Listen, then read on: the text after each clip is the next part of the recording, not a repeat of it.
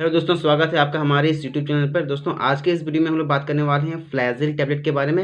जैसा कि आप मेरे हाथ में देख पा रहे हो, ये फ्लैजिल टैबलेट है। ये फ्लैजिल 200 यानी कि 200 mg का ये टैबलेट है। मार्केट में ये 400 mg का भी आता है और मेरे पास जो है वो 200 mg का है। दोस्तों, इसके बारे में हम जानेंगे और चीज़ें, जैसे कि इसमें जो सॉल्ट मिला हुआ रहता है वो होता है मेट्रोनिडाज़ोल। आप देख सकते हो यहाँ पे, एक सेकेंड, हाँ ये देखिए मेट्रोनिडाज़ोल लिखा हुआ है। इसमें जो सॉल्ट है वो इसका नाम है मेट्रोनिडाज़ोल। और ये जो कंपनी है ये एबॉट कंपनी इस दवा को बनाती है। आप देख सकते हो यहाँ लेबल लगा हुआ है एबॉट का, है ना।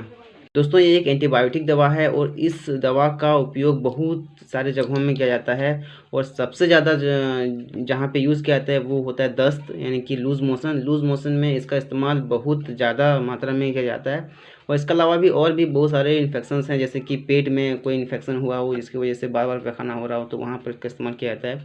एमोबाइसिस में भी इसका इस्तेमाल किया जाता है। स्किन के इन्फेक्शन में, स्किन का इन्फेक्शन जैसे कि बैक्टीरियल इन्फेक्शन होना चाहिए, फंगल इन्फेक्शन हुआ हो तो वहाँ पर इसका इस्तेमाल नहीं किया जाता है।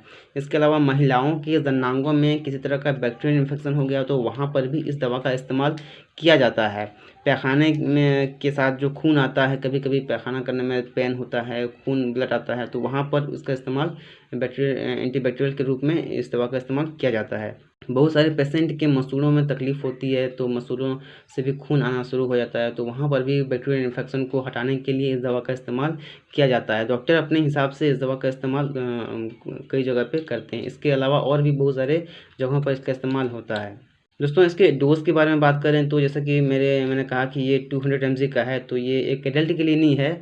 कोई छोटा बच्चा जैसे कि इसका एज 2 साल से 10 साल के बीच में हो तो उसके लिए है ना। और कंडीशन के ऊपर डिपेंड करता है कि डोज़ क्या होगा उसका। जैसे कि अगर कंडीशन सीवियर हो तो डोज़ ज़्यादा हो सकता है ये दवा काम भी ना करे, उसके लिए इंजेक्शन लेना पड़ जाए।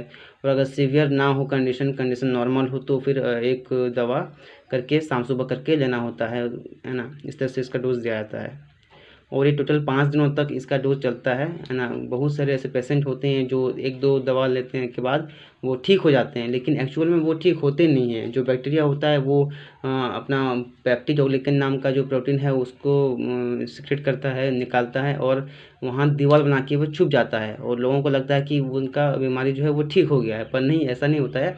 बाद में वो बैक्टीरिया फिर से निकलता है और अटैक करता है और इस बार जो अटैक करता है वो बहुत ज़्यादा घातक होता है और डायरिया होने के चांसेस ज़्यादा होते हैं इस तरह के बैक्टीरियल इन्फेक्शन से। तो मेरे पास जो दवा है वो 200 mg का है और ये बच्चे के लिए है, 2 से 10 साल के बच्चे के लिए। अगर इनसे ज़्यादा कोई एज का हो तो उसके लिए डोज़ बढ़ सकता है। किसी किसी में 400 डोज चल सकता है, किसी में 500। तो कंडीशन के ऊपर डोज़ दिया जाता है, यहाँ से कह पाना बहुत मुश्किल हो जाएगा।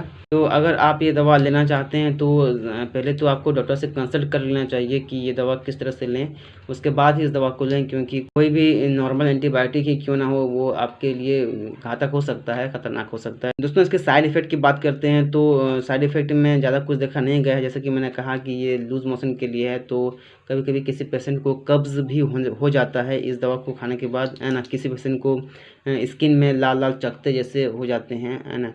और उसके अलावा किसी किसी पेशेंट की जो नज़र है वो कमज़ोर हो जाती है।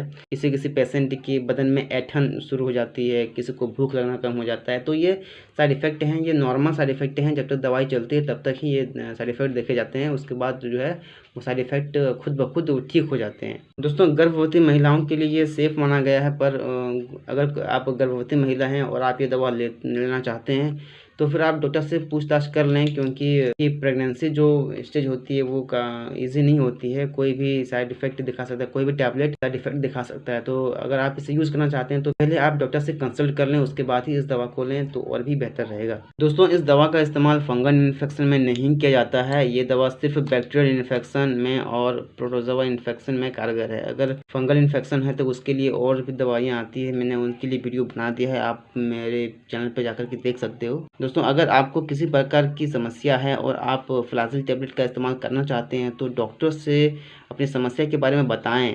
यदि वो इस दवा को लेने के लिए कहते हैं तो ही आप ये दवा लें, अन्यथा नहीं लें, क्योंकि जैसे मैंने कहा कि साइड इफ़ेक्ट देखने को हो सकता है कि साइड इफ़ेक्ट आपके ऊपर भी देखने को मिल जाए। तो बेहतर होगा कि आप इस डॉक्टर से कंसल्ट कर लो, उसके बाद ही ये दवा लो। अगर प्राइस की बात करते हैं दोस्तों, इसकी कीमत के बारे में, तो आपको 12 रुपये में एक पत्ता आपको मिल जाएगा। ये 15 टैबलेट होते हैं एक पत्ते में। आपको मात्र 12 रुपये में ये 15 टैबलेट मिल जाएंगे। किसी भी मेडिकल स्टोर पर ले सकते हो क्योंकि बहुत ही फेमस दवा है और ये लगभग सारे मेडिकल स्टोर पे आपको ये मिल जाएगा।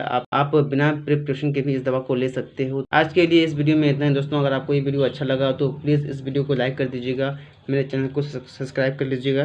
तब तक के लिए थैंक यू सो मच। मिलते हैं अगले वीडियो में।